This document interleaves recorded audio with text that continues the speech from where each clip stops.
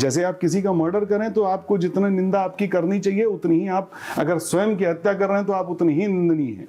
एक बहुत बढ़िया शेर है पुराना कि सवाल ये नहीं कि शीशा बचा के टूट गया, सवाल ये नहीं कि शीशा बचा के टूट गया, सवाल ये है कि ये पत्थर किधर से आया है। आत्महत्या जो है वो पलायन है। तुम बहुत अच्छे हो, लेकिन अब मैं तुम्हारे साथ नहीं रहना चाहती हूँ। ऐसा लेटर पढ़ने के बाद वो बाबू जो हैं वो रेलवे लाइन के किनारे बैठे और ट्रेन आई, बाबू को ऊपर लेके चली गई। इस तरह की घटनाएं बहुत हो रही हैं हमारे समाज में। लोग सुसाइड की ओर जा रहे हैं। समस्याएं हमारे पास बहुत हैं, अनंत हैं समस्याएं। और सुसाइड के लिए रीजन क्या होते हैं, इसी विषय पर हम बात करेंगे एक ऐसे खास व्यक्तित्व से। जी हाँ, डॉक्टर पंकज श्रीवास्तव सर, बहुत बहुत स्वागत है द सुधांशु शो में। बहुत नमस्कार आपको, बहुत बहुत धन्यवाद। घटनाएं बढ़ क्यों रही हैं, या फिर शुरू से ही रही हैं, ये अनंत हैं, ये चलती रहेंगी? देखिए, घटनाएं तो हमेशा से रही जी। आज की तारीख में सोशल मीडिया इतना स्ट्रांग है, कम्युनिकेशन इतना स्ट्रांग है कि अब रिपोर्टिंग बहुत प्रॉम्प्ट और इजीली होने लगी जी। तो सबकी नज़र में ये घटनाएं आने लगी। प्रश्न यहाँ पर सबसे ज्वलंत है, ये घटनाएं हो ही क्यों रही हैं। एक बहुत बढ़िया शेर है पुराना कि सवाल ये नहीं कि शीशा बचा के टूट गया, सवाल ये नहीं कि शीशा बचा के टूट गया, सवाल ये है कि ये पत्थर किधर से आया है। बहुत खूब, बहुत खूब।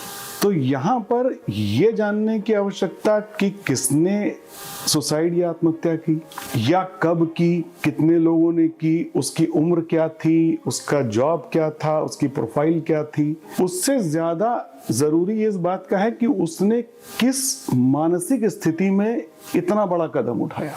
आप इस बात को मानेंगे कि सामान्य तौर पर भी अगर घर में या पैरों के नीचे कोई छोटा जीव जंतु भी आता है तो अनायास पैर पीछे हट के आह की आवाज आती है और आप पीछे हट जाते हैं, आह गलती हो गई, ये तो हमारे से कुचल गया। मन ही मन में गिल्ट होता है, आप सॉरी फील करते हैं। यहाँ तो एक जीते जागते इंसान की मृत्यु की बात है। कई बार क्या होता है कि कुछ चीजों को, दृष्टांत को लोग पढ़ते हैं और उसको एक टूल बना लेते हैं। कई बार क्या होता है, ये फ्रस्ट्रेशन मिटाने की एक प्रक्रिया हो गई, हमारी बात नहीं सुनी गई, हमको गुस्सा आया, हमने सुसाइड कर लिया, तो एक गुस्सा हो गया एंगर के केस में। कई जगह पर क्या हो गया कि हमें रिवेंज लेना है, ये भी एक टूल हो गया कि हमें अगर आपको परेशान करना है तो अगर मैं नहीं रहूंगा तो आप ज्यादा परेशान होंगे, इसलिए मैं अपने आप को समाप्त कर लूं। कई बार क्या हो गया कि हम विपरीत सामाजिक परिस्थितियों से इतना ज्यादा परेशान हैं और वहां, लेकिन परेशानी के बावजूद हम वहां हाईलाइट होना चाहते हैं, वहां हम प्रचारित प्रसारित होना चाहते हैं। जैसे कई लोग पेट्रोल डाल के मुख्यालय के आगे आग लगा ली, या किसी प्रदर्शन में आग लगा ली, या चीज़ों में आग लगा ली।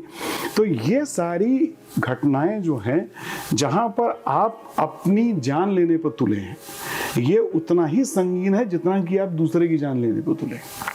ठीक है, तो हमको इन मानसिक परिस्थितियों के पीछे जाना होगा और हमको आकलन उन परिस्थितियों का करना होगा जिनके वशीभूत कोई इंसान अपनी जान लेने पर आमादा ही नहीं है, ले लेता है। अच्छा, ये बताइए डॉक्टर पंकज कि 30 डेज ऑफ माय सुसाइड, ये बुक लिखने की प्रेरणा कहाँ से आ गई? देखिए, लेखन एक योग है जी, कहा जाता है, जिसको, और लेखन में आपके सभी दर्शकों को ये कहना चाहूँगा कि जैसे पूछा जाता है स्ट्रेस बस्टर, एक वर्ड यूज करता है आजकल सोसाइटी कि स्ट्रेस बस्टर, कि ये काम करोगे तो तनाव कम हो जाएगा। आप मेरा विश्वास करें कि अगर आप अपनी परेशानियों को लिखते हैं तो आप जैसे जैसे पन्ने पर अपनी परेशानियां उकेरते जाते हैं, आपका तनाव कम होता चला जाता है। ये एक बहुत ही प्रैक्टिकल सॉल्यूशन है किसी भी एक आम आदमी का, किसी भी आदमी के लिए अपने तनाव को कम करने का। जैसे मैं अपने सभी पेशेंट से बातें करता हूं, पहले ऑपरेशन करना तो एक छोटी सी बात है, तो जब मैं बात करता हूं तो उनके मन में झांकने की हमेशा कोशिश करता हूं, क्योंकि शारीरिक रूप से आप किसी भी बीमारी को, किसी भी रोगी को चुटकियों में ठीक कर सकते हैं। ये हमारे टेक्निकल टर्म में है, हमारे बाएं हाथ का खेल है। लेकिन उसके मन को ठीक करना, ये सबसे बड़ा चैलेंज है। और जब तक वो मन से नहीं ठीक हो सकता, तब तक कई बार आप लोगों ने सुना होगा, ऑपरेशन किया, सब कुछ किया, लेकिन तकलीफ बनी हुई है। तो तकलीफ कई बार इसी वजह से बनी होती है क्योंकि वो मेंटली फिट नहीं होता। इतने वर्षों के अनुभव में मैंने तमाम मरीजों से, वो अलग अलग अवस्था के थे, आयु के थे, जेंडर वाइज थे, और औरतें थीं, आदमी थे, बड़े बुजुर्ग थे, बच्चे थे। मैंने सबसे बात करने के बाद में एक चीज़ देखी कि कहीं ना कहीं से निराशा पनप रही है।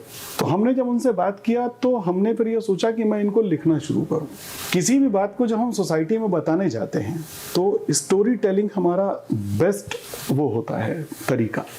हम किसी चीज़ को भी, कहानियाँ लोगों के दिमाग पर छाती हैं, कहानियाँ प्रभावित करती हैं और कहानियाँ बहुत दिनों तक याद रहती हैं।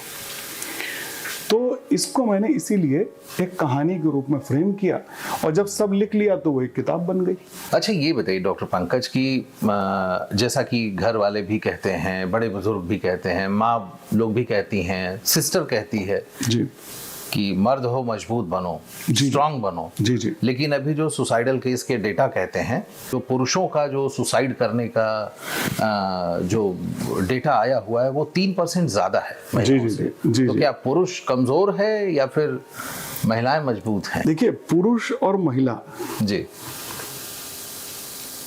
भवानी और शंकर जी, ठीक है, श्रद्धा और विश्वास।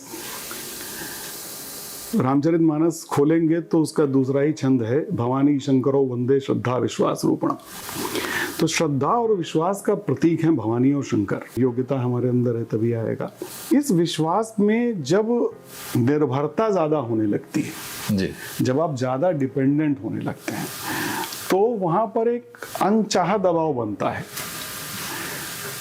जैसे बहुत सामान्य भाषा में लोगों के लिए कहें कि जब सचिन तेंदुलकर मैदान में आते थे तो दुनिया कहती थी कि शतक मारेगा। जी बिल्कुल ठीक है। तो वो पहली गेंद खेलने से पहले ही एक अनावश्यक दबाव में रहते थे कि हमको शतक बनाना है। ठीक है। तो ये जो दबाव है ये आमतौर पर पुरुषों में ज्यादा है, और मेडिकली भी अगर हम देखें तो एस्ट्रोजन और टेस्टोस्टेरोन का जो डिफरेंस होता है, महिलाओं में सहन शक्ति उनकी शारीरिक बनावट और मानसिक स्थिति और हार्मोनल बैलेंस के वजह से ज्यादा होती है। उनके अंदर सहन शक्ति ज्यादा है, सहनशीलता ज्यादा है, जो कि पुरुषों में उतनी नहीं होती। तो इसीलिए उन दबावों में कई बार जो बिखराव देखा जाता है वो पुरुषों में ज्यादा देखा जाता है एज कंपेयर टू महिला। महिलाएं दबाव में इतना तेज नहीं बिखरती जितना कि पुरुष बिखर जाता है। क्योंकि कई बार क्या होता है कि पुरुष बिखरता क्यों है, नहीं बिखरना चाहिए, वहां पर ईगो क्लैश होती है। और जब भी कभी किसी भी चीज की ईगो क्लैश होगी, तो जब ईगो बिखरती है, गर्व बिखरता है, तो वहां पर जो टूटन होती है, उस टूटन को जोड़ पाना बहुत मुश्किल हो जाता है। और जब वो मुश्किल हो जाता है तब फिर वो, ये देखिए अब क्या हुआ कि एक आदमी बहुत डिप्रेस्ड है और उसकी ईगो हर्ट हुई और वो क्रैश हो गया, लेकिन वो तो जीवित है, समाज ने उसे नकारा नहीं है, लेकिन वो समाज को उन परिस्थितियों में कैसे फेस करे, खाली इस भावना के चलते वो समाज से दूर हटता है। आत्महत्या जो है वो पलायन है, चीजों से भागने का नाम है। जब चीजों से लड़ना सीख जाएंगे आप, तो आप आत्महत्या कभी कर ही नहीं सकते। ठीक है। तो यहां पर ये जैसे आपने बताया कि भाई बड़ी अच्छी बात है, मैंने अपने एक चैप्टर में लिखा भी है, मेरा नायक इस बात को कहता है कि भाई तुम मर्द हो, तुम लड़के हो, रोना तुम्हारे लिए शोभा नहीं देता, शिकायत करना तुमको शोभा नहीं देता।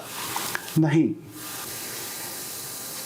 आप इस बात को अच्छी तरह से समझिए कि हम लोग काशी में बैठे हैं, ठीक है, काशी के कण कण में शिव है, शंकर हैं।